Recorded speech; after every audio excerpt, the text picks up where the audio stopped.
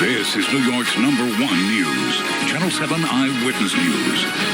With Ken Rosato and Shirleen Allicot, Heather O'Rourke with traffic, and Sam Champion with the exclusive AccuWeather forecast. Now, Eyewitness News this morning. New York ramping up its fight against COVID. Governor Cuomo says hospital capacity is the state's top concern and patient count must stay low if the state wants to avoid another shutdown. A labor dispute could not have come at a worse time in Westchester County. Nurses at Montefiore, New Rochelle could strike this morning. A high-stakes vaccine meeting today. CDC advisors will discuss the country's distribution plan after a second drug maker filed for emergency use authorization. Good morning. On this Tuesday, December 1st, I'm Shirleen Allicot. Wow, where did November go? And I'm Ken Rosato. You're never more than 7 minutes away from weather and traffic. Meteorologist Jeff Smith in for Sam. Good morning, Jeff. And good morning, guys. It was actually the warmest November on record in Central Park, and we're wrapping that up. 56 right now. This will be the warmest temperature that we have pretty much all day. It's going to be falling from here on in. We still have some leftover flood warnings in effect for parts of central New Jersey, also along the Housatonic River and also the Still River in Fairfield County, Connecticut. Flood warning through about midday today. Some of the rivers and smaller streams running a little bit above flood stage from all that rainfall that we get yesterday. A lot of clouds out there right now. There'll be more clouds than sunshine today. Maybe a shower or two. 56 again right now, but temperatures will roll back into the 40s as it turns blustery and chillier during the day. The wind will make those 40s during the afternoon feel more like the 30s. Look, it's all downhill from here. These temperatures going down. We're talking 50 by noontime and down into the middle 40s by the beginning of the afternoon, rushing down into the 30s overnight tonight. The rest of the AccuWeather 7-day forecast coming up in just a few minutes. For now, though, Heather O'Rourke has a look at the commute. Just in time for us to leave our homes and come to work at 2 a.m. Here we go. So the outbound side of the George Washington Bridge, you can see we have lots of delays moving across the span. Crews are out there trying to get that construction cleared away. So this is outbound. And you know what happens when something happens at the outbound side of the George Washington Bridge, it affects the Cross Bronx. So the westbound side of the Cross Bronx going towards the George Washington Bridge, a mess. Street cleaning rules are in effect. Ken, over to you. All right, Heather, thank you. It is 4:32. Now to the latest in the coronavirus pandemic. New York's positivity rate now more than 4.5%. The state reported an additional 57 deaths yesterday. As cases spike, Governor Cuomo says that hospital capacity is now the state's top concern. He says the state needs to prepare more emergency field hospitals. Hospitals should increase their capacity by 50% and evaluate their PPE stockpile. Eyewitness News reporter Derick Waller is live in Kips Bay. Derick.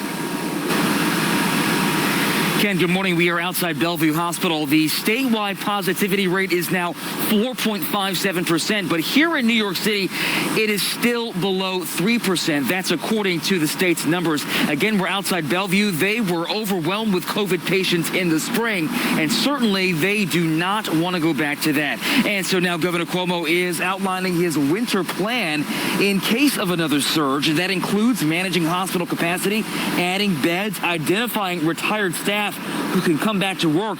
And he says hospital systems have to move patients around so no one building is overwhelmed. Already in Erie County, elective surgeries are suspended. That could expand elsewhere. Parts of the state also might eventually have to go back on pause, which is a fancy word for lockdown. That winter plan also focuses on adding testing while keeping schools open. Since we know the virus does not spread as easily in classrooms, the governor and Mayor de Blasio are working together on this. It's a call to arms. We need to make sure we never end up in a situation like we did in the spring. And so much of that depends on individual behavior and really respecting the fact that we have to avoid any kind of large indoor gatherings. We have to ensure that people, wear those masks indoors and outdoors. These are the things that make a difference. And so Governor Cuomo says he's really not inclined to do a wide-scale shutdown of indoor dining and gyms and salons, at least on a wide scale. And that's because the experts keep telling us that the surge right now is actually happening in people's homes when they get comfortable. But in public, he says people are doing a very good job of putting on a mask and keeping their distance. Reporting live here in Kips Bay, I'm Derick Waller, Channel 7 Eyewitness News. All right, Derick, thank you so much. At 4:34, the Southern District of New York is suspending in-person proceedings beginning today due to growing COVID-19 cases. The federal court covers Manhattan, the Bronx, and several other New York counties. Jury trials at the district courthouses will be suspended. Meanwhile, civil proceedings will continue remotely. The in-person pause will last till January 15th. It is 4:35 and happening today. Hundreds of nurses at Montefiore, New Rochelle plan to strike. The union says nurses have been working without a contract for 2 years. Now they could walk off the job as coronavirus cases spike in the area. Eyewitness News reporter Candace McCowan is live in New Rochelle. Candace, good morning. Shirleen, good morning to you. And this negotiation has been going on for some time now, but it's really reaching a boiling point today when nearly 200 nurses are threatening to walk off the job this morning. Montefiore, New Rochelle, they are putting in place their contingency plan by sending some of their patients elsewhere since there won't be nurses here to take care of some of those patients. Ahead of today's walkout, nurses protested yesterday. They've been without a contract for nearly 2 years and were negotiating as late as yesterday with no progress. The nurses union is demanding the hospital hire more nurses and improve safe staffing requirements. This comes at a crucial time when the need for hospital beds is increasing. Here in New Rochelle, where their 7-day rolling average on COVID cases is 6.19% and higher in surrounding areas. This place was the epicenter, the beginning of COVID. These nurses, we have nurses who've died. We have people who've died who've worked here for lack of PPE, for improper care, for improper staffing and training. That's what this strike is about. The hospital says they've been negotiating for 18 months and they've offered nurses pay raises more than 7%, tuition reimbursement, and funding for their union pension. A representative from the hospital saying the union is now putting the community at risk with this strike. That walkout, it is set to begin at 7 this morning and go until 7 this evening. It will be today and tomorrow. Live here in New Rochelle, I'm Candace McCowan, Channel 7, Eyewitness News.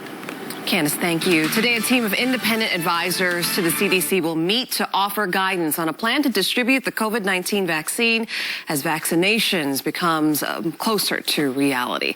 Pfizer has been chartering flights from a factory in Belgium to a warehouse in Michigan to stockpile millions of doses of its vaccine.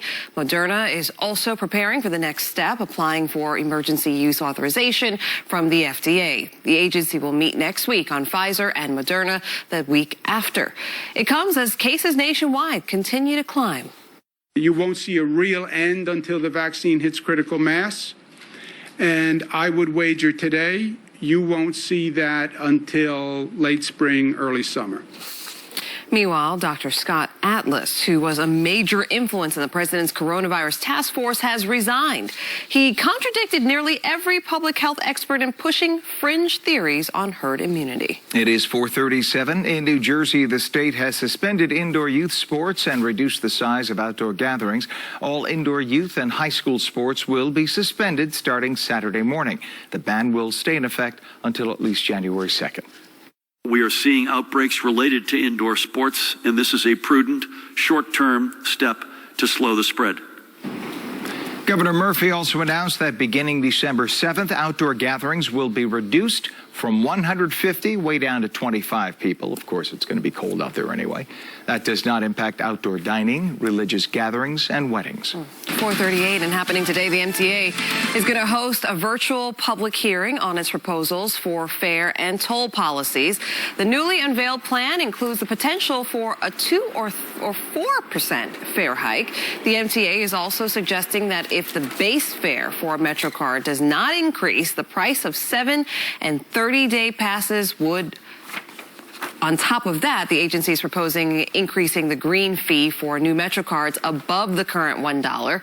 Today is the first of a series of hearings throughout the month. Time is 4:39. As of midnight, split tolling went into effect at the Verrazzano Bridge. I'm pronouncing it that way because I now have 2 R's and 2 Z's in the spelling. Under the new system, the toll will be split in half and charged to drivers in both directions. Previously, the entire toll was charged only to Staten Island-bound drivers. If you're as old as me, you remember that's the way it used to be, split tolling, back when we were kids like 100 years ago.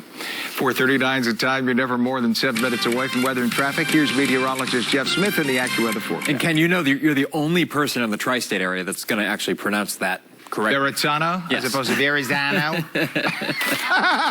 Here's a look outside right now. A lot of clouds out there. Boy, we had an active day yesterday, right? We had some thunderstorms. We had some winds gusting up at above 60 miles per hour in parts of the area. Still mild out there, 56 in the city. Got lower to middle 50s off to the north. These are the highest numbers pretty much we'll see all day. Look at it's all downhill. 52 by 9 a.m., 50 by 1 o'clock in the afternoon. Beyond that, we're down to the 40s, and it will feel more like the 30s. A lot of clouds out there. Could be a shower or two during the afternoon. Doesn't look like a big deal at this point. Tomorrow, the coldest day of the week, 44 with a chilly blend of sun and clouds. Not quite as chilly on Thursday, back up to around 51. Maybe some rain chances over the weekend, up in the air at this point. We'll talk about that in your AccuWeather 7-day. Right now, Heather O'Rourke has a look at the community. Yeah, and let's talk about 440 northbound side of Pulaski Street. We have a jackknife tractor trailer and a fuel spill. So we do have lots of lane closures as you go through this spot. You want to avoid that if you can, if you're heading up towards 78, the Newark Bay extension of the Turnpike, which is doing pretty good if you want to take that. Street cleaning rules are in effect. Ken, over to you. Heather, thank you. 440, a disturbing crime in New Jersey. What a rabbi found on his front doorstep that's prompted a bias harassment investigation. Plus, new details leading to new questions about the death of former Zappos CEO Tony Hsieh. And a great Be Kind story. A dog who went missing for months reunited with her owner just in time for the holidays, and it's all thanks to a stranger who has a big heart.